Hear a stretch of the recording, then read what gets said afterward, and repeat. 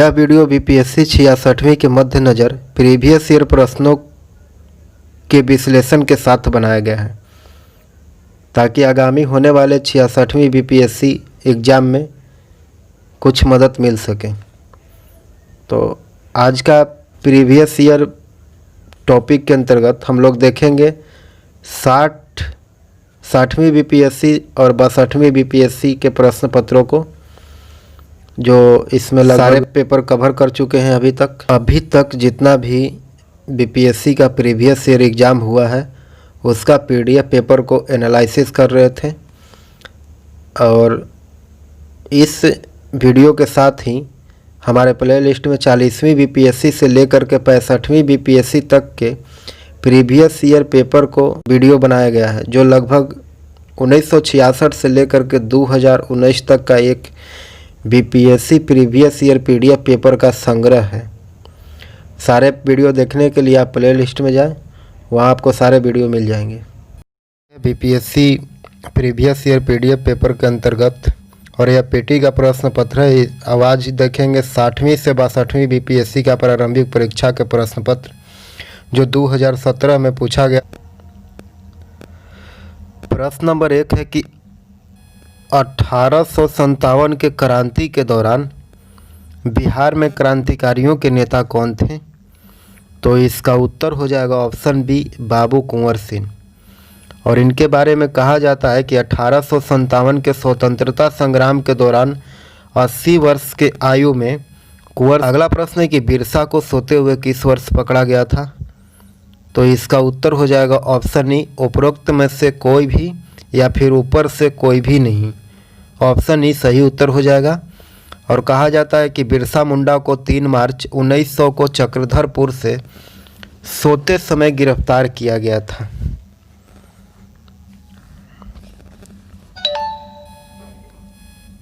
अगला प्रश्न है कि मुसलमान यदि खुश और संतुष्ट हो तो भारत में ब्रिटिश शक्ति के महानतम बचाव होगा, यह किसने कहा था?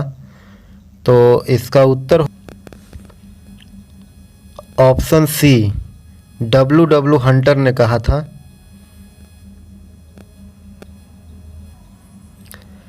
और इसके बारे में कहा जाता है कि डब्ल्यू हंटर भारतीय सिविल सेवा के अधिकारी और इतिहासकार थे। इन्होंने भारतीय मुसलमान नाम से पुस्तक भी लिखे थे। अगला प्रश्न है कि मुझे विश्वास है कि कांग्रेस अपने पतन की तरफ जा रही है और मेरी बड़ी इच्छा भरता में रहते होगी कि इसके शांतिपूर्ण निधन में सहायक बनूं, यह किसने लिखा था? तो इसका उत्तर हो जाएगा option D C, Lord Curzon ने। लॉर्ड कर्जन ने कहा था कि मुझे विश्वास है कि कांग्रेस अपने पतन की तरफ जा रहा है और मेरी बड़ी इच्छा भारत में रहते होगी कि इसके शांतिपूर्ण निधन में सहायक बनूं। यह कथन लॉर्ड कर्जन के द्वारा लिखा गया, और यह कथन लॉर्ड कर्जन ने 1900 में उपरोक्त बात ब्रिटिश विदेश मंत्री को अपने पत्र में लिखी थी। अगला प्रश्न है कि किसने यूरोपियन नील बगान मालिकों द्वारा किसानों के शोषण के तरफ महात्मा गांधी का ध्यान आकर्षित किया था? तो इसका उत्तर हो जाएगा ऑप्शन बी, शुक्ल। इसका उत्तर हो जाएगा ऑप्शन बी, राजकुमार शुक्ल ने। और कहा जाता है कि राजकुमार शुक्ल ने किसानों की दुर्दशा को लेकर के महात्मा गांधी से मुलाकात की और गांधी जी को चंपारण आने का आग्रह किया था। अगला प्रश्न है कि 1936 में लखनऊ में अखिल भारतीय किसान सभा का प्रथम अध्यक्ष का चुनाव किसे चुना गया था? तो इसका उत्तर हो जाएगा ऑप्शन सी, स्वामी सहजानंद सरस्वती को। और कहा जाता है कि अखिल भारतीय किसान सभा एक मजदूर आंदोलन था जिसकी शुरुआत स्वामी सहजानंद सरस्वती ने बिहार से की थे। अगला प्रश्न है कि लंदन में 13 मार्च 1940 को सर माइकल ओ डायर को गोली मारा गया था, और यह गोली किसने मारा था? तो इसका उत्तर हो जाएगा ऑप्शन डी, उधम सिंह ने। कहा जाता है कि उधम सिंह 26 दिसंबर 1899 31 जुलाई 1940 में जालियांवाला बाग हत्याकांड का बदला जनरल डायर से मार करके पूरा किया, और उत्तराखंड में एक जिले का नाम उधम सिंह के नाम पर उधम सिंह नगर रखा गया है। अगला प्रश्न है कि जब 1919 में मॉन्टेग्यू चेम्सफोर्ड अधिनियम पास हुआ था तब इंग्लैंड के प्रधानमंत्री कौन थे? तो इसका उत्तर हो जाएगा ऑप्शन ए लॉर्ड जॉर्ज। इसका उत्तर हो जाएगा ऑप्शन ए लॉर्ड जॉर्ज। और कहा जाता है कि 1919 में मॉन्टेग्यू चेम्सफोर्ड अधिनियम पास हुआ था तब इंग्लैंड के प्रधानमंत्री लॉर्ड जॉर्ज थे और भारत मंत्री लॉर्ड ने 20 अगस्त 1917 को ब्रिटिश संसद में यह घोषणा की कि ब्रिटिश सरकार का उद्देश्य भारत में उत्तरदायी शासन का स्थापना करना है। यह मॉन्टेग्यू के द्वारा कहा गया था। अगला प्रश्न है कि असहयोग आंदोलन के दौरान किसने पटना कॉलेज छोड़ा जबकि उनकी परीक्षा के लिए 20 दिन ही बचे थे? इसका उत्तर हो जाएगा ऑप्शन सी जयप्रकाश नारायण ने। और इनके बारे में बोला जाता है कि ये लोकनायक के नाम से प्रसिद्ध थे और 1999 में उन्हें भारत रत्न से भी सम्मानित किया गया था, जयप्रकाश नारायण को। अगला प्रश्न है कि समाजवाद का समर्थन कौन था और 1933 में ब्रिटिश शासन देशी राज्यों, जमींदारवाद और पूंजीवाद को उखाड़ना चाहता था? तो इसका बी, ऑप्शन बी इसका उत्तर हो जाएगा जवाहरलाल नेहरू। और इनके बारे में कहा जाता है कि जवाहरलाल नेहरू ने वर्ष 1933 में भारत कहाँ के शीर्षक के अंतर्गत लेखों की श्रृंखला लिखी जिसमें उन्होंने ये लिखा कि क्या समाजवाद में विश्वास करते हैं, क्यों समाजवाद में विश्वास करते हैं। अगला प्रश्न है कि अखिल भारतीय फॉरवर्ड ब्लॉक की स्थापना के लिए सुभाष चंद्र बोस से जुड़े और सक्रिय रूप से INA आंदोलन के साथ भी जुड़े रहे? तो इसका उत्तर हो जाएगा ऑप्शन सी शीलभद्र याजी। और इनके बारे में कहा जाता है कि शीलभद्र याजी ने वर्ष 1939 में सुभाष चंद्र बोस से मिल करके अखिल भारतीय फॉरवर्ड ब्लॉक की स्थापना किए थे। अगला प्रश्न है कि भारतीय क्रांति के जननी किसे कहा जाता है? भारतीय क्रांति के जननी इसका उत्तर हो जाएगा option D madam Bhikaji Rustam कामा को। और इनके बारे में कहा जाता है कि मैडम कामा ने भारत का पहला तिरंगा झंडा बनाया था जिसमें हरा, भगवा और लाल रंग की पट्टियाँ थीं। अगला प्रश्न है कि क्रांतिकारी गतिविधियों के साथ कौन सी पत्रिका जुड़ी हुई नहीं थी? तो इसका उत्तर हो जाएगा उपरोक्त में से कोई नहीं या फिर उपरोक्त में से एक से अधिक। ऑप्शन ई सही उत्तर हो जाएगा इसका। इसके बारे में कहा जाता है कि इनमें से कोई ऑप्शन नहीं है, एक से अधिक ही होगा। अगला प्रश्न है कि ब्रिटिश हाउस ऑफ कॉमन्स में चुने जाने वाले दादा भाई नौरोजी प्रथम भारतीय थे जिन्होंने इस दल के टिकट पर चुनाव लड़े थे। दादा भाई नौरोजी किस दल से चुनाव लड़े थे? तो ऑप्शन ए उदारवादी दल से चुनाव लड़े थे दादा भाई नौरोजी ने, उदारवादी दल से। ऑप्शन ए इसका उत्तर हो जाएगा।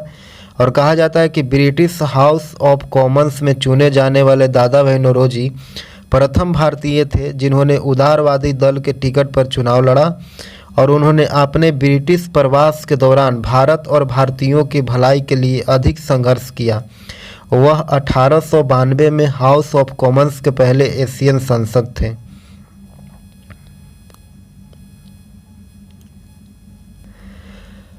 अगला प्रश्न है कि स्वराज दल के स्थापना असफल के बाद क्या हुआ था?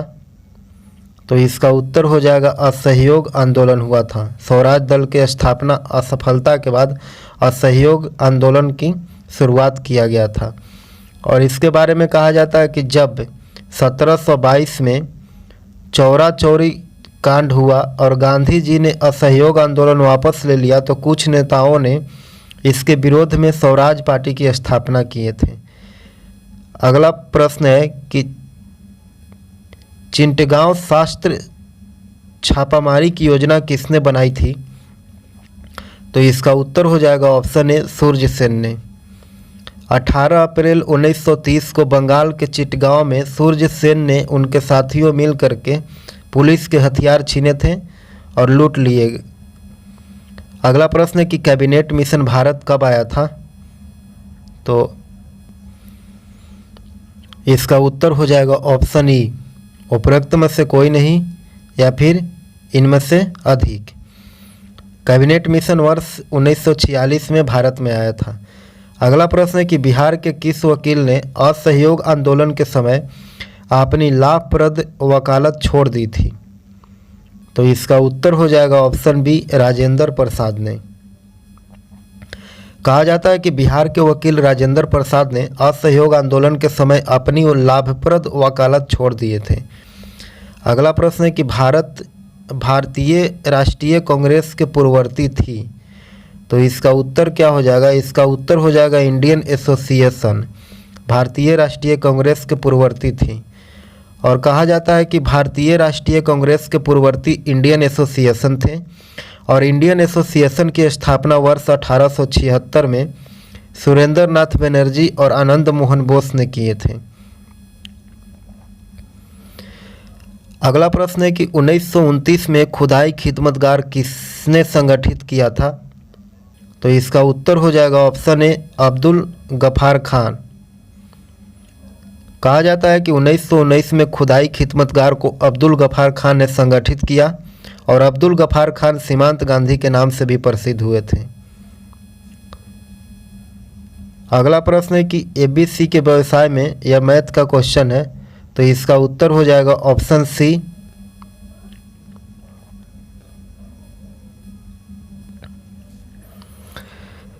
अगला प्रश्न है कि बेटा निम्नलिखित में से किस युग्म में सही सुमेल नहीं है? तो इसका उत्तर हो जाएगा ऑप्शन ई, उपरोक्त में से कोई नहीं या फिर उपरोक्त में से एक से अधिक। ऑप्शन ई सही उत्तर हो जाएगा।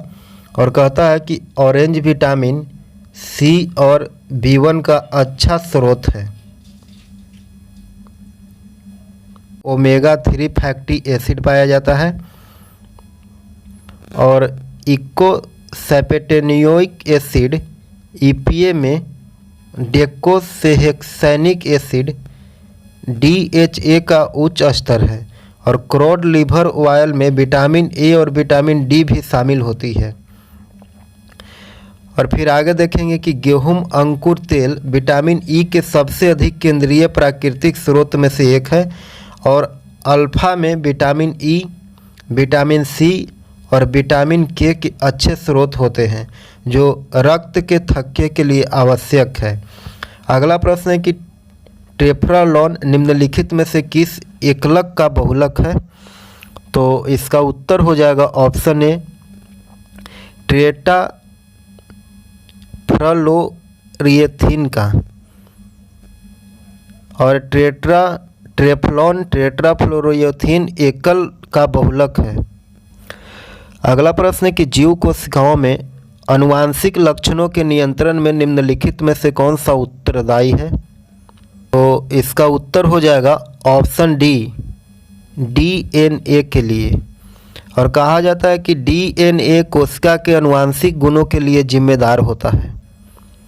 अगला प्रश्न है कि निम्नलिखित में से किस विटामिन को अर्गे कैल्सीफेरॉन कहते हैं? तो इसका उत्तर हो जाएगा ऑप्शन ए, विटामिन D2 को। विटामिन D2 को अर्गे कैल्सीफेरॉन कहते हैं और अर्गे कैल्सीफेरॉन वसा में घुलनशील विटामिन है जो रिकेट्स रोग को रोकथाम करता है। अगला प्रश्न है कि निम्नलिखित में से कौन सा युग्म सही सुमेलित नहीं है? तो इसका उत्तर हो जाएगा ऑप्शन ई, उपरोक्त में से कोई नहीं या फिर उपरोक्त में से एक से अधिक।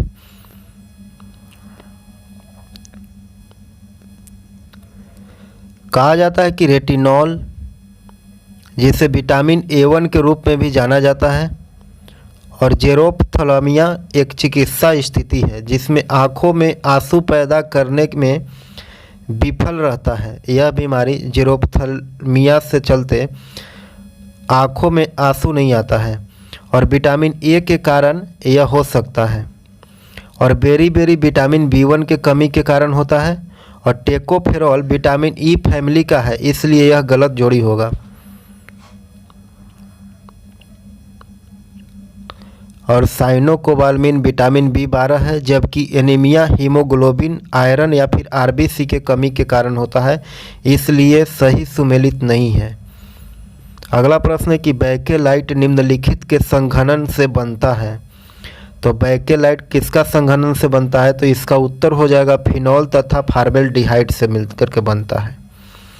कहा जाता है कि बैकेलाइट फेनॉल और फार्मेल्डिहाइड के संघनन से बनता है। अगला प्रश्न है कि निम्नलिखित में से कौन प्रतिजैवी औषधि है? इसका उत्तर हो जाएगा ऑप्शन ए क्योनिन। क्योनिन जो है वह प्रतिजैविक औषधि है। कुनैन एक जीवाणुनाशक दवा है और इसका उपयोग मलेरिया के इलाज में किया जाता है। अगला प्रश्न है सूची 1 को सूची 2 के साथ मिलान करना है और नीचे दिए गए कूट का उपयोग करते हुए सही उत्तर को चुनना है। सूची 1 में दिया गया है पदार्थ और सूची 2 में दिया गया है उपयोग। किस पदार्थ का कहाँ उपयोग करना है उसको मिलान करना है। तो इसका मिलान इस प्रकार हो जाएगा। एस्पार्टेम पदार्थ कृत्रिम मधुरक है और फ्रेवॉन प्रशीतक है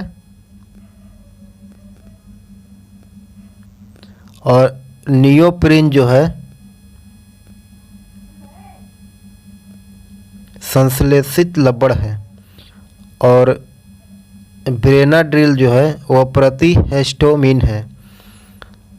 इसका सही उत्तर हो जाएगा ऑप्शन सी 3, 4, 1, 2।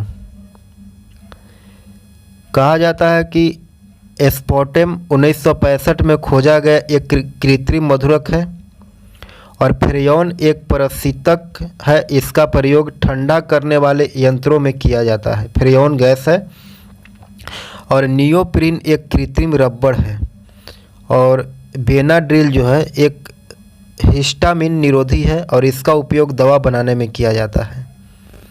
अगला प्रश्न है कि इंसुलिन क्या है? तो इसका उत्तर हो जाएगा कि इंसुलिन के उत्तर हो जाएगा ऑप्शन ई उपरोक्त में से कोई नहीं या फिर उपरोक्त में से एक से अधिक। और इसके बारे में बोला जाता है कि इंसुलिन जो है वह एक हार्मोन है। तो ऑप्शन में हार्मोन नहीं दिया गया था, इसलिए इसका उत्तर हो जाएगा ऑप्शन ई उपरोक्त में से कोई नहीं या फिर उपरोक्त में से एक से अधिक। अगला प्रश्न है कि वनस्पति तेल से वनस्पति घी बनाने में प्रयुक्त होने वाला गैस कौन सा है? तो इसका उत्तर हो जाएगा ऑप्शन ए हाइड्रोजन गैस। कहा जाता है कि वनस्पति तेल का नियोन की उपस्थिति में हाइड्रोजन से क्रिया कराने पर वनस्पति घी बनता है। अगला प्रश्न है कि घरेलू ईंधन के रूप में प्रयुक्त एलपीजी में मुख्यतः क्या होता है? तो इसका उत्तर हो जाएगा ऑप्शन ई उपरोक्त में से कोई नहीं या फिर उपरोक्त में से एक से अधिक। द्रवीकृत प्राकृतिक गैस के प्रमुख अवयव ब्यूटेन और प्रोपेन है जो कि ऑप्शन में नहीं दिया गया। अगला प्रश्न है कि साबुन ग्रीज को हटाता है। तो साबुन ग्रीज को कैसे हटाता है?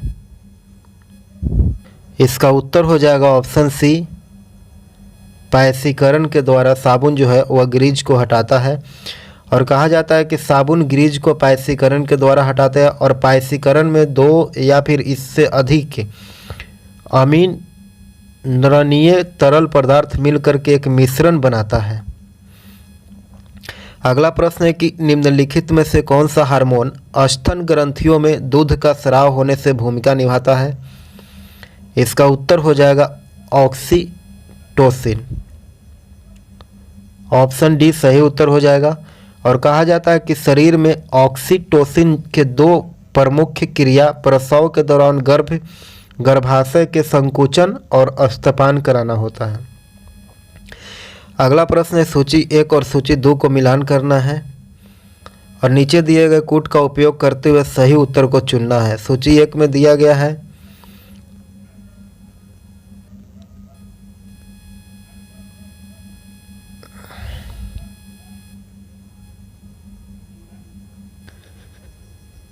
इसका मिलान इस प्रकार हो जाएगा। पहला में दिया गया है त्वचा, तो इसको हो जाएगा पराबैंगनी प्रकाश से त्वचा का कैंसर होता है।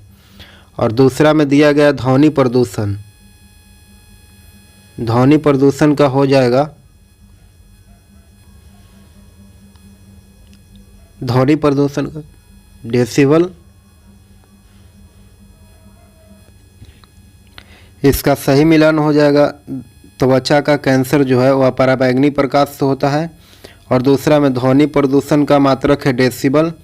और तीसरा हो जाएगा ग्लोबल वार्मिंग के चलते, कार्बन डाइऑक्साइड के चलते ग्लोबल वार्मिंग होता है।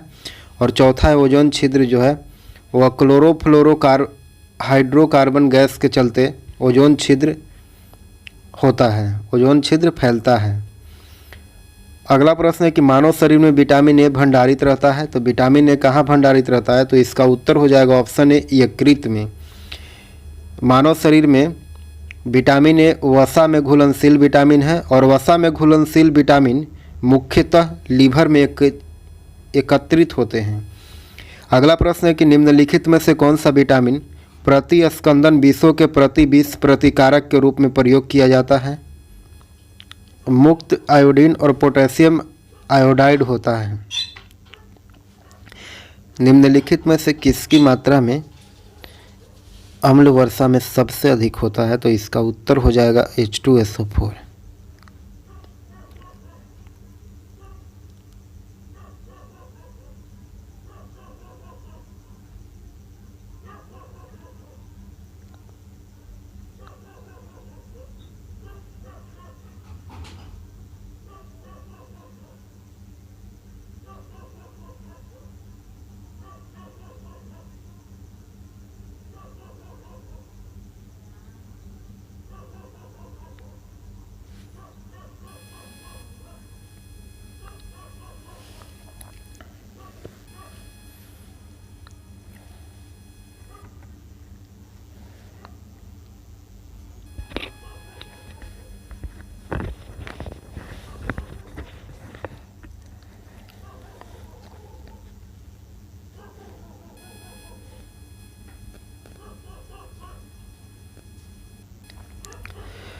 अगला प्रश्न है कि किसकी मात्रा में अम्ल वर्षा सबसे अधिक होती है? तो इसका उत्तर हो जाएगा ऑप्शन सी H2SO4 के चलते अम्ल वर्षा जो है वह सबसे अधिक होती है।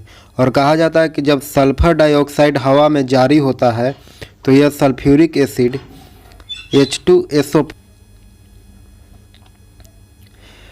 अगला प्रश्न है कि गॉड पार्टिकल है, तो गॉड पार्टिकल क्या है? तो इसका उत्तर हो जाएगा ऑप्शन बी हिग्स बोसॉन है गॉड पार्टिकल्स। और इसके बारे में कहा जाता है कि हिग्स बोसॉन को गॉड पार्टिकल कहते हैं।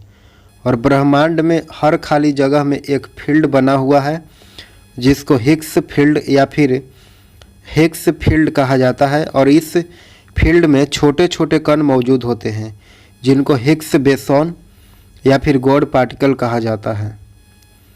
अगला प्रश्न है कि रक्त कैंसर ल्यूकीमिया की रोकथाम में प्रयोग किए जाने वाला रेडियो समस्थानिक क्या है?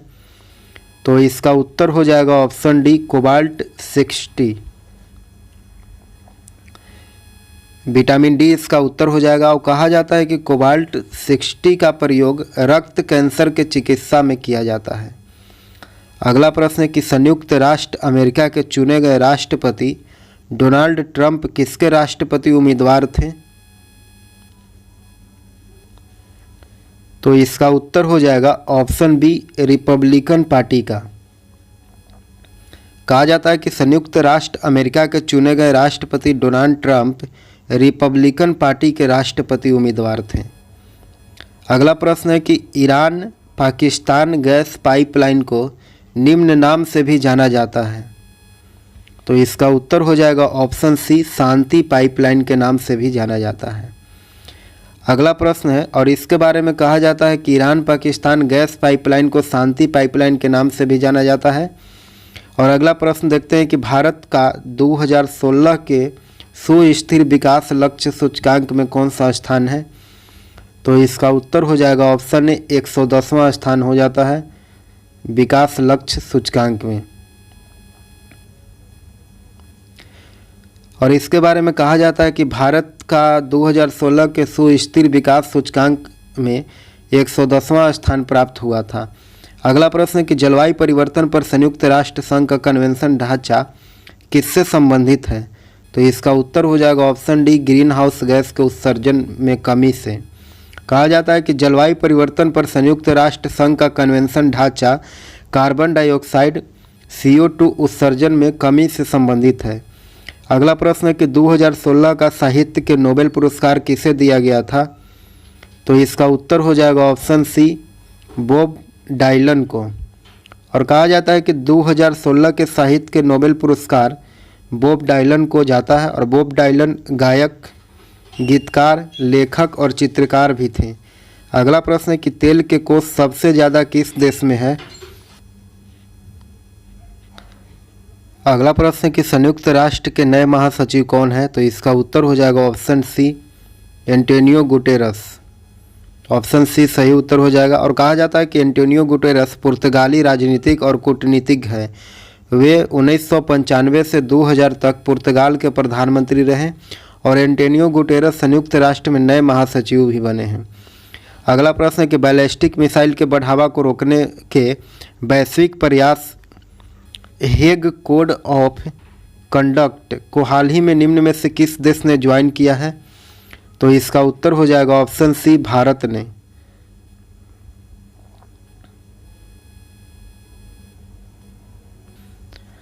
और कहा जाता है कि बैलिस्टिक मिसाइल के बढ़ावा को रोकने के वैश्विक प्रयास हेग कोड ऑफ कंडक्ट को हाल ही में भारत ने ज्वाइन किया।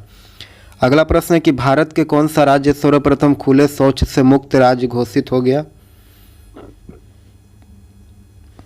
इसका उत्तर हो जाएगा ऑप्शन डी, सिक्किम राज्य।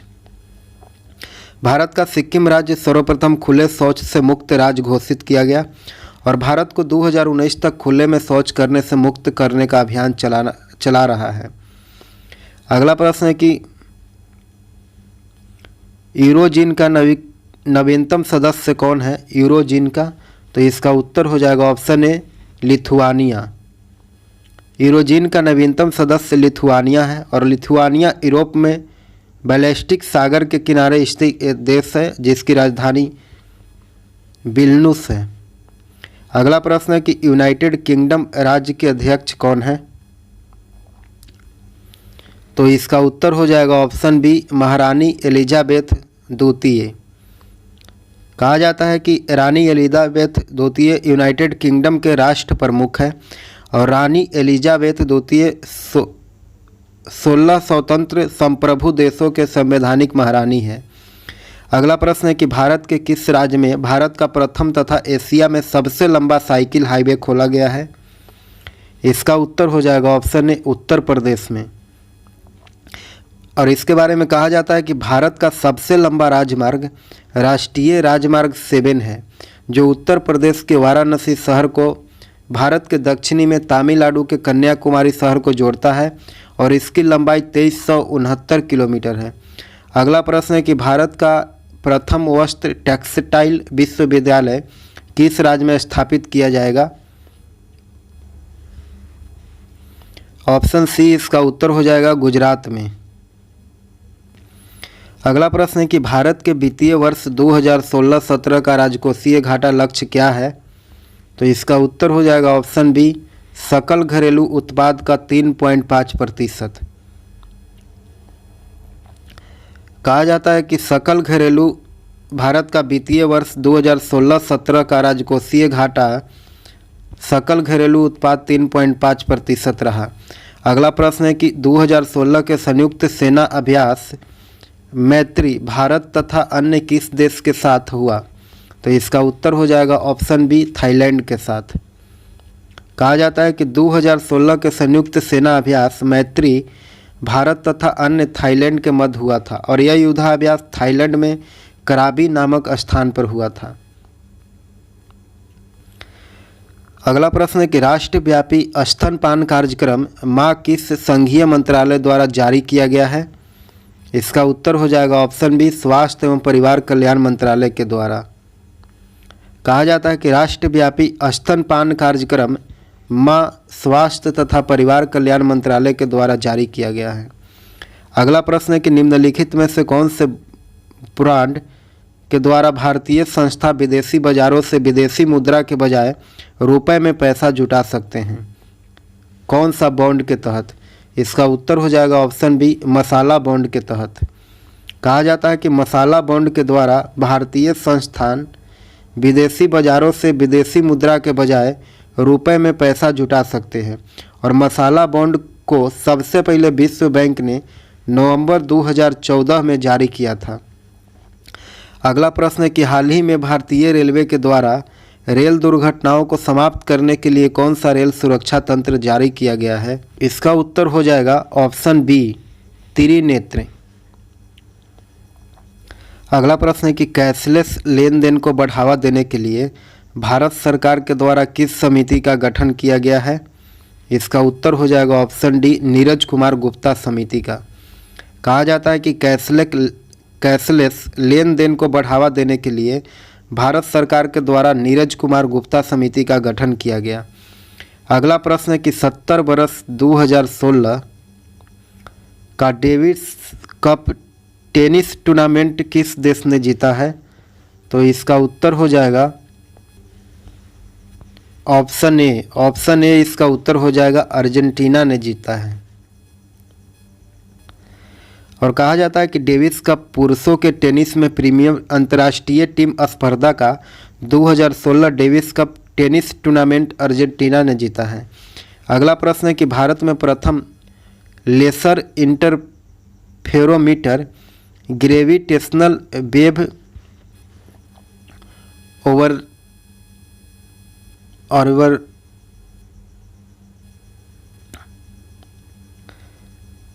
अगला प्रश्न है कि भारत में प्रथम laser interferometer gravitational wave observatory LIGO lab किस राज्य में स्थापित होगी? तो इसका उत्तर हो जाएगा ऑप्शन बी, महाराष्ट्र में। अगला, और इसके बारे में कहा जाता है कि laser interferometer gravitational wave observatory LIGO lab Maharashtra के हिंगोली में यह लैब स्थापित होना है। अगला प्रश्न है कि रियो ओलंपिक 2016 में किस देश को अधिकतम स्वर्ण पदक मिले हैं? इसका उत्तर हो जाएगा ऑप्शन ए, अमेरिका को।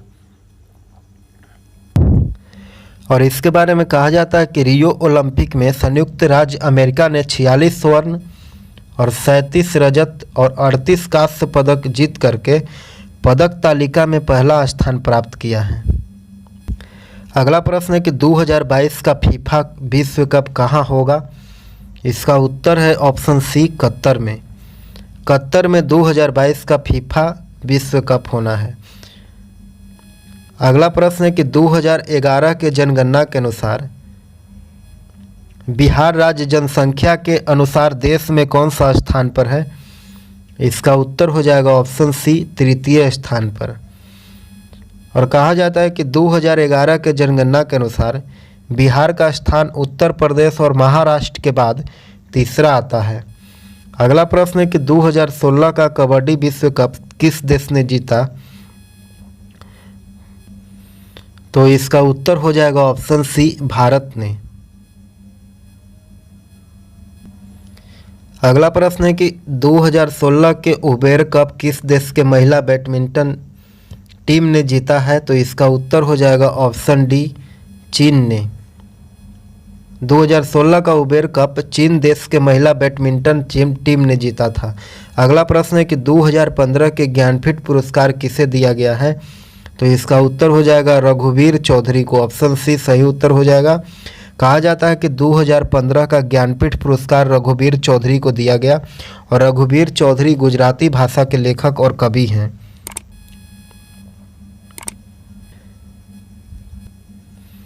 अगला प्रश्न है कि किताब six machine I don't like cricket I love it किस क्रिकेटर की आत्मकथा है? तो इसका उत्तर हो जाएगा ऑप्शन बी, क्रिस गेल का। Six machine I don't like cricket I love it cricket Chris Gayle की आत्मकथा है। अगला प्रश्न है कि प्रथम भारतीय जिसने 2 पैरालंपिक स्वर्ण पदक जीते हैं? इसका उत्तर हो जाएगा ऑप्शन ए देवेंद्र झंझरिया। और इसके बारे में कहा जाता है कि देवेंद्र झंझरिया ने भाला फेंक में 2004 एथेंस में तथा 2016 में रियो में स्वर्ण पदक जीते थे।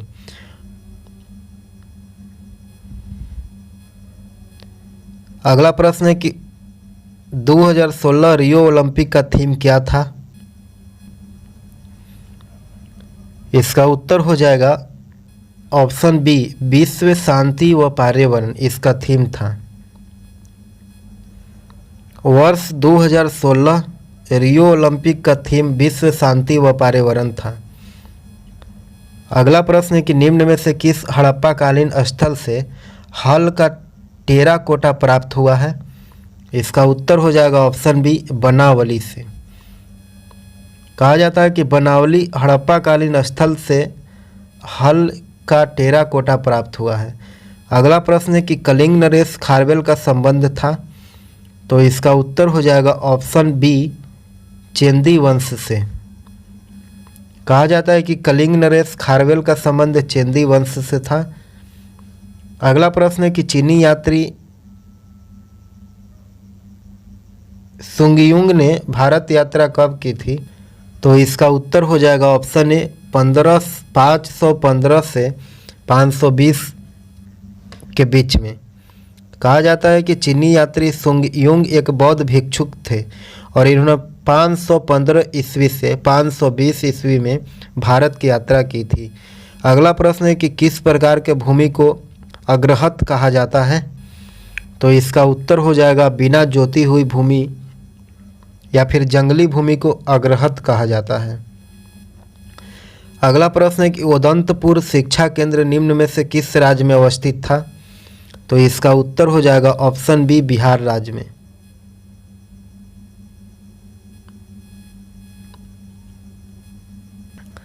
अगला है कि दीवान अर्ज विभाग संबंधित था? तो इसका उत्तर हो जाएगा ऑप्शन सी रक्षा विभाग से। दीवान अर्ज रक्षा विभाग से संबंधित था। अगला है कि बहमनी राज्य के संस्थापक कौन था? तो इसका उत्तर हो जाएगा ऑप्शन ए अलाउद्दीन हसन बहमनी राज्य के संस्थापक थे। और बहमनी वंश के शासकों ने मध्यकाल के समय दक्षिण बड़े हिस्सों पर शासन किए थे। अगला प्रश्न है कि फारस यात्री अब्दुल रजाक भारत में किस राजा के शासनकाल में आया था? इसका उत्तर हो जाएगा ऑप्शन सी देवराय द्वितीय के समय में अब्दुल रजाक जो है वो भारत में आया। अगला प्रश्न है कि जसवंत और दसावन प्रसिद्ध चित्रकार मुगल सम्राट के राज दरबारी थे। तो यह चित्रकार किनके दरबार में रहते थे? तो इसका उत्तर हो जाएगा ऑप्शन ए अकबर के दरबार में रहते थे दसावन और जसवंत। अगला प्रश्न है कि अखिल भारतीय किसान कांग्रेस का गठन किया गया था। तो अखिल भारतीय किसान का गठन कब किया गया था? तो इसका उत्तर हो जाएगा ऑप्शन ए 1936 में। और अखिल भारतीय किसान सभा की स्थापना स्वामी सहजानंद ने की थी। अगला प्रश्न है कि संथाल विद्रोह कब हुआ था? तो इसका उत्तर हो जाएगा 1855 से लेकर के 1856 के बीच में। संथाल विद्रोह के नेता थे सिंधु और कान्धु। अगला प्रश्न है कि सुरेंद्र नाथ बनर्जी को किस वर्ष भारतीय सिविल सर्विस से हटाया गया था? तो इसका उत्तर हो जाएगा 1874 में। और एक छोटी सी गलती के चलते इनको सिविल सर्विस से निकाल दिया गया था 1874 में। अगला प्रश्न है कि द्वैध शासन का जनक किसे माना जाता है? इसका उत्तर हो जाएगा ऑप्शन डी सर लियोनील कॉटिस को द्वंद्व शासक के जन्मदाता माना जाता है।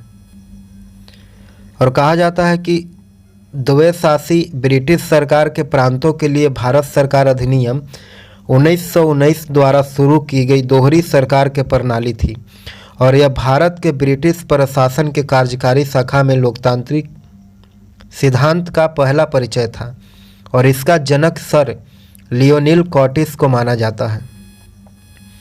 अगला प्रश्न है कि निम्न में से किस वायसराय के कार्यकाल में भारतीयों को राय बहादुर और खान बहादुर को उपाधि प्रदान किया गया था?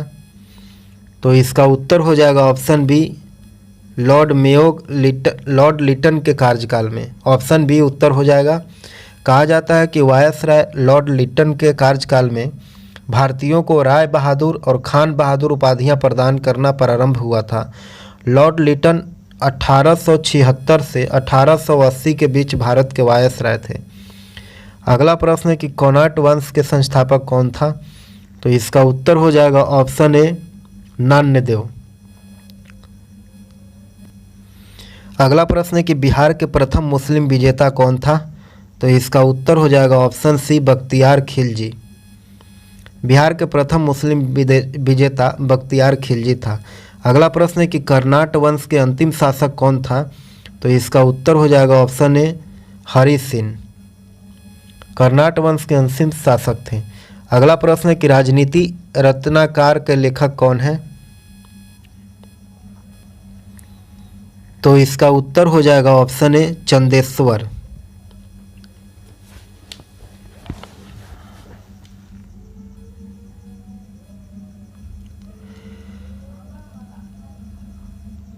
अगला प्रश्न है कि उद्वंत प्रकाश के लेखक कौन है? तो इसका उत्तर हो जाएगा ऑप्शन ए, मैलो कवि। उद्वंत प्रकाश के लेखक हैं। अगला प्रश्न है कि नालंदा बिहार का विध्वंस किया था। नालंदा बिहार का विध्वंस किसने किया था? तो इसका उत्तर हो जाएगा ऑप्शन ए, बख्तियार खिलजी ने। कहा जाता है कि नालंदा को मुस्लिम दिल्ली सल्तनत के मामलुओं वंश के सेना ने बख्तियार खिलजी के द्वारा तोड़ करके 1200 सी में नष्ट कर दिया गया था। आप हमारे चैनल पर नए हैं तो आप हमारे चैनल को सब्सक्राइब करें, लाइक करें और शेयर करें। धन्यवाद। अगला प्रश्न है कि ग्रेट विक्टोरियन मरुस्थल कहाँ स्थित है? इसका सही उत्तर हो जाएगा ऑप्शन ए, ऑस्ट्रेलिया में। कहा जाता है कि ग्रेट विक्टोरियन मरुस्थल पश्चिमी और दक्षिणी ऑस्ट्रेलिया में स्थित है। अगला प्रश्न है कि निम्नलिखित में से कोलगार्डी में कौन सी क्रिया संपन्न होती है? तो इसका उत्तर हो जाएगा ऑप्शन सी, सोना खनन की प्रक्रिया। कहा जाता है कि कोलगार्डी पश्चिमी ऑस्ट्रेलिया का एक छोटा सा शहर है और इस समय कोलगार्डी जलोढ़ सोना के खनन के लिए जाना जाता है। अगला प्रश्न है कि कणीय तत्व क्या है? तो इसका उत्तर हो जाएगा वायु प्रदूषक। कणीय तत्व जो है वह वायु प्रदूषक इसका अगला प्रश्न है कि दक्षिणी अमेरिका में मध्य अक्षांशीय घास के मैदान का क्या नाम है? तो इसका उत्तर हो जाएगा ऑप्शन बी, पंपास। कहा जाता है कि दक्षिणी अमेरिका में मध्य अक्षांशीय घास के मैदान को पंपास कहते हैं और यह घास का मैदान दक्षिणी अमेरिका में 7,50,000 किलोमीटर में फैला हुआ है। अगला प्रश्न है कि निम्नलिखित स्थानों को उद्योगों से मिलाइए तथा नीचे दिए गए कूट की सहायता से सही उत्तर का चयन करना है। तो इसका सही मिलान इस प्रकार हो जाएगा। पहला में बंगलुरु, यह वायुयान के लिए प्रसिद्ध है, और दूसरा में कोरबा, ये एल्युमिनियम के लिए प्रसिद्ध है, और तीसरा में जमशेदपुर, यह लोहा इस्पात के लिए प्रसिद्ध है, और चौथा में मलाजखंड जो है यह तांबा के लिए प्रसिद्ध है। तो इसका मिलान इस प्रकार हो जाएगा, सही मिलान है। अगला प्रश्न है कि निम्नलिखित सागरों में किसमें औसत लवणता सर्वाधिक है? तो इसका उत्तर हो जाएगा ऑप्शन डी, मृत्य सागर में। कहा जाता है कि मृत्य सागर में औसत लवणता सर्वाधिक है और यह जॉर्डन के पश्चिमी, इजराइल और फिलिस्तीन के पूर्व में है। अगला प्रश्न है कि भारत के निम्नलिखित भागों में द्रविडियन प्रजाति मुख्यतः कहाँ संकेंद्रित है? ऑप्शन ए सही उत्तर हो जाएगा दक्षिण भारत में। अगला प्रश्न है कि निम्नलिखित किस पहाड़ी पर पूर्वी घाट पश्चिमी घाट से मिलता है? तो इसका उत्तर हो जाएगा ऑप्शन सी नीलगिरी पहाड़ी पर। पूर्वी घाट जो है वह पश्चिमी घाट से मिलता है, नीलगिरी पहाड़ी इसका उत्तर हो जाएगा। और इसके बारे में कहा जाता है कि नीलगिरी पहाड़ी पूर्वी घाट और पश्चिमी घाट का मिलन स्थल है। अगला प्रश्न है कि निम्नलिखित स्थानों में कहाँ तांबा उद्योग स्थापित है? तो इसका उत्तर हो जाएगा ऑप्शन डी खेतड़ी राजस्थान में। और तांबा उद्योग खेतड़ी राजस्थान झुंझुनू में स्थित है। अगला प्रश्न है कि स्वर्णिम चतुर्भुज क्या है? तो इसका उत्तर हो जाएगा ऑप्शन सी राष्ट्रीय राजमार्ग परियोजना।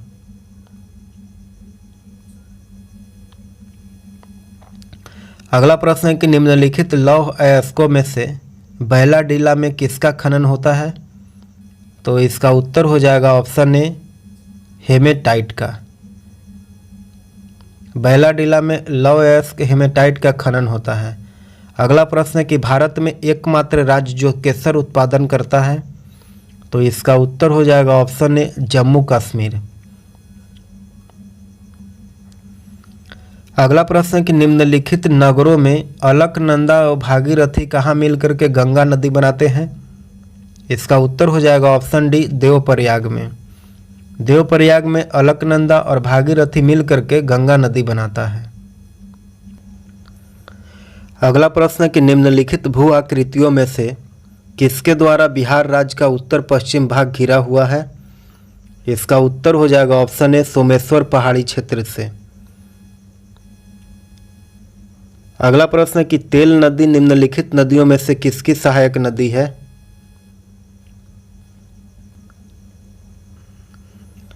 इसका उत्तर हो जाएगा ऑप्शन ई उपरोक्त में से कोई नहीं या फिर उपरोक्त में से एक से अधिक। और कहा जाता है कि तेल नदी महानदी की सहायक नदी है। अगला प्रश्न है कि निम्नलिखित नहर प्रणालियों में किससे बिहार के क्षेत्र में सिंचाई होती है? तो इसका उत्तर हो जाएगा ऑप्शन बी त्रिवेणी नहर से। त्रिवेणी नहर से बिहार के क्षेत्र में सिंचाई होती है और यह नहर गंडक नदी से ली गई है। अगला प्रश्न है कि बिहार में निम्नलिखित में से कौन रेशम सिल्क वस्त्र उत्पादन केंद्र है? इसका उत्तर हो जाएगा ऑप्शन सी भागलपुर। भागलपुर रेशम सिल्क वस्त्र उत्पादन केंद्र है। अगला प्रश्न है कि निम्नलिखित स्थानों में भारत बैगन एवं इंजीनियरिंग कंपनी लिमिटेड कहाँ स्थापित है? इसका उत्तर हो जाएगा ऑप्शन डी मोकामा में। अगला प्रश्न है कि निम्नलिखित राष्ट्रीय राजमार्गों में कौन छपरा एवं गोपालगंज को जोड़ता है? इसका उत्तर हो जाएगा ऑप्शन सी राष्ट्रीय राजमार्ग क्रम संख्या 85। अगला प्रश्न है कि निम्नलिखित जिलों में 2011 1 से लेकर के 11 के दौरान कहाँ सर्वाधिक जनसंख्या की वृद्धि हुई थी? तो इसका उत्तर हो जाएगा ऑप्शन सी मधेपुरा में। 2001 से लेकर के 2011 के दौरान मधेपुरा में सर्वाधिक जनसंख्या वृद्धि देखी गई थी। अगला प्रश्न है कि संविधान भारत के संविधान भाग 4 में दिए गए निर्देशित सिद्धांतों के निम्न में से कौन से सूचीबद्ध है?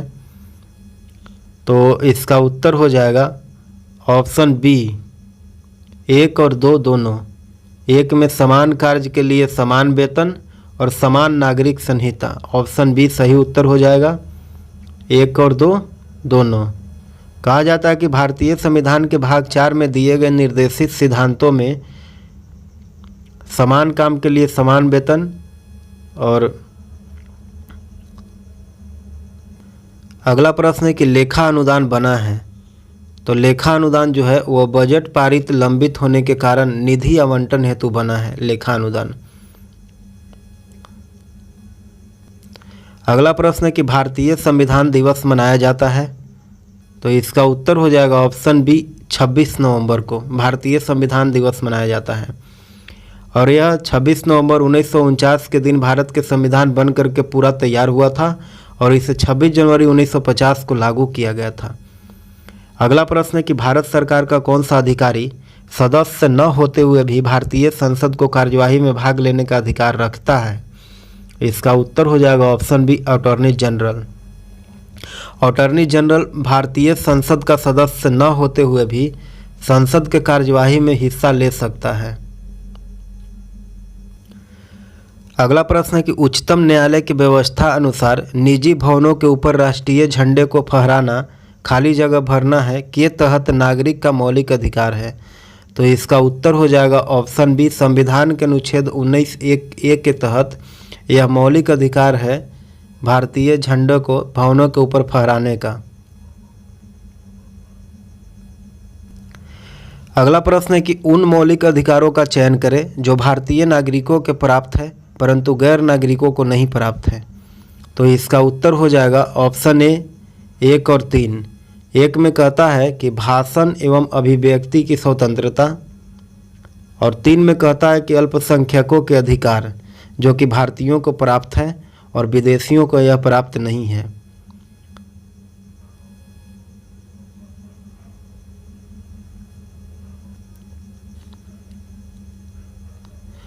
और यह fundamental rights which are available to only citizen 15, 16, 19, 29, 30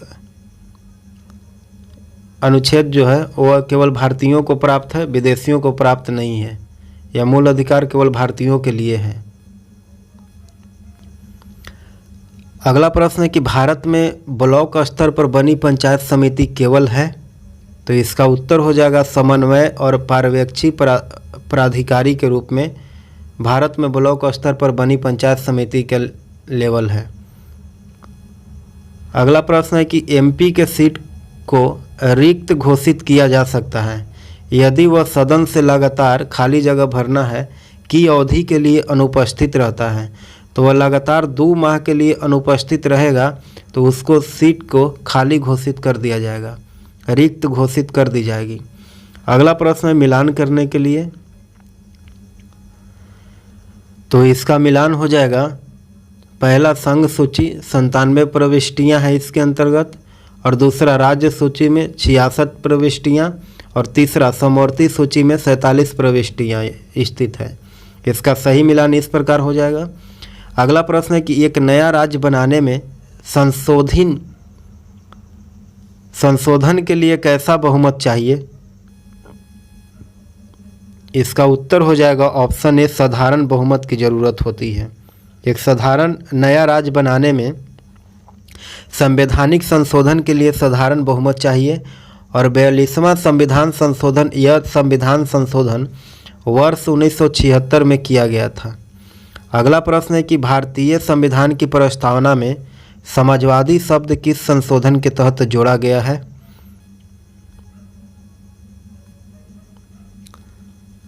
इसका उत्तर हो जाएगा ऑप्शन ए, 42वां संशोधन के अनुसार जोड़ा गया है। भारतीय संविधान की प्रस्तावना में समाजवाद शब्द 42वां संविधान संशोधन के तहत जोड़ा गया और यह संशोधन वर्ष 1976 में लागू किया गया था। अगला प्रश्न है कि भारत के राष्ट्रपति अपनी शक्तियों का प्रयोग करते हैं? इसका उत्तर हो जाएगा उपरोक्त में से कोई नहीं या फिर इनमें से एक से अधिक। ऑप्शन ए सही उत्तर हो जाएगा। कहता है कि president exercise his power on the aid and advice of council of ministers headed by prime minister, या प्रधानमंत्री के अनुसार उनके सलाह पर अपनी पावर के इस्तेमाल करते हैं। अगला प्रश्न है कि व्यापार करने की सुविधा सूचकांक में कौन बनाता है एवं प्रसारित कौन करता है, प्रकाशित कौन करता है? तो इसका उत्तर हो जाएगा विश्व बैंक के समूह। व्यापार करने की सुविधा सूचकांक विश्व बैंक समूह बनाता है एवं प्रकाशित भी करता वही है। अगला प्रश्न है कि निम्न उपायों में से कौन सा भारतीय भुगतान संतुलन स्थिति को सुधारने में सक्षम नहीं है? इसका उत्तर हो जाएगा ऑप्शन डी, निर्यातों पर अधिक कर लगाना। कहता है कि निर्यातों पर अधिक कर लगाना भारतीय भुगतान संतुलन स्थिति के सुधारने में सक्षम नहीं है। अगला प्रश्न है कि भारत में सेवा कर किसकी सिफारिश पर लागू किया गया था? इसका उत्तर हो जाएगा राजा जे चेलैया समिति के सिफारिश पर। कहा जाता है कि राजा जय चलैया समिति सेवा कर की शुरुआत 1 जुलाई 1944 को हुआ था। अगला प्रश्न है कि 2011 के जनगणना के अनुसार कौन से राज्य में लिंगानुपात सबसे कम है? इसका उत्तर हो जाएगा ऑप्शन बी, हरियाणा में। हरियाणा में 2011 की जनगणना के अनुसार 1000 पुरुषों पर 879 स्त्रियां हैं। अगला प्रश्न है कि किस अर्थशास्त्री ने भारत में सबसे पहले वैज्ञानिक दृष्टि से राष्ट्रीय आय की गणना की थी? इसका उत्तर हो जाएगा ऑप्शन बी, BK.R.B. राव ने। कहा जाता है कि अर्थशास्त्री BK.R.B. राव ने भारत में सबसे पहले वैज्ञानिक दृष्टि से राष्ट्रीय आय की गणना किए थे। अगला प्रश्न है कि 2011 के जनगणना के अनुसार 2001 से लेकर 11 के दशक में जनसंख्या वृद्धि दर प्रकाशित प्रतिशत कितना था? तो इसका उत्तर हो जाएगा ऑप्शन बी, 17.64%। ऑप्शन बी सही उत्तर हो जाएगा। अगला प्रश्न है कि निम्नलिखित में से नकदी फसल कौन है? तो इसका उत्तर हो जाएगा ऑप्शन सी, ज्वार जो है वह नकदी फसल है। अगला प्रश्न है कि भारत में पहली पंचवर्षीय योजना का आधार क्या था? तो इसका उत्तर हो जाएगा Herald Domar model. Option A सही उत्तर हो जाएगा। कहा जाता है कि भारत में पहली पंचवर्षीय योजना का आधार हेराल्ड डोमर मॉडल था और प्रथम पंचवर्षीय योजना 1951 में आरंभ किया गया था। अगला प्रश्न है कि काली क्रांति किससे संबंधित है? तो इसका उत्तर हो जाएगा ऑप्शन सी, कच्चे तेल उत्पादन से संबंधित है काली क्रांति। अगला प्रश्न है कि भारत के किस राज्य में सबसे अधिक सूती वस्त्र मिले हैं? तो इसका उत्तर हो जाएगा ऑप्शन बी, महाराष्ट्र में। भारत के महाराष्ट्र में सबसे अधिक सूती वस्त्र मिलते हैं। अगला प्रश्न है कि प्रति व्यक्ति आय के मानदंड के अनुसार बिहार का कौन सा जिला सबसे गरीब है? तो इसका उत्तर हो जाएगा ऑप्शन डी, शिवहर जिला जो है वह बिहार का सबसे गरीब जिला है। अगला प्रश्न है कि निम्न में से कौन सा केंद्र सरकार के द्वारा लगाया जाता है पर राज्यों द्वारा आवंटन किया जाता है? तो इसका उत्तर हो जाएगा स्टाम्प शुल्क जो है वह केंद्र के द्वारा लगाया जाता है लेकिन राज्य सरकार के द्वारा आवंटित किया जाता है। अगला प्रश्न है कि बैंक दर के आशय क्या है? तो इसका उत्तर हो जाएगा केंद्रीय बैंक के द्वारा ली जाने वाली आधिकारिक ब्याज दर। ऑप्शन डी सही उत्तर हो जाएगा। और बैंक के दर वाणिज्य बैंकों के उधार देने के लिए केंद्रीय बैंक के द्वारा लगाई जाने वाली दर है। अगला प्रश्न है कि बिहार में 2005-06 से 2014-15 के मध्य किस क्षेत्र ने सर्वाधिक वृद्धि दर्ज की है? तो इसका उत्तर हो जाएगा ऑप्शन सी, रजिस्टर्ड विनिर्माण।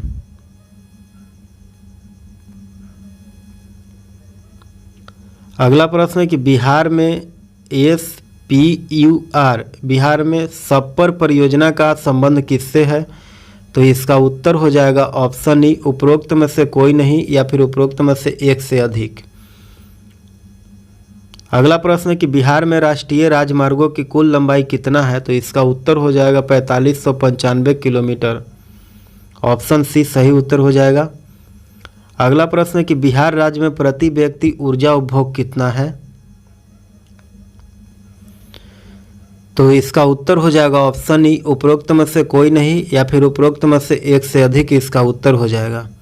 कहता है कि बिहार राज्य में प्रति व्यक्ति ऊर्जा उपभोग उपरोक्त में से कोई नहीं, अधिक हो जाएगा। अगला प्रश्न है कि जीविका बिहार राज्य की एक पहल है, इसका संबंध किससे है? तो इसका उत्तर हो जाएगा गरीबी उन्मूलन से संबंधित है जीविका। जीविका परियोजना का उद्देश्य बिहार में ग्रामीण गरीबों को सामाजिक और आर्थिक सशक्ति को बढ़ाना है। आप हमारे चैनल पर नए हैं तो आप हमारे चैनल को सब्सक्राइब करें, लाइक करें और शेयर करें। धन्यवाद।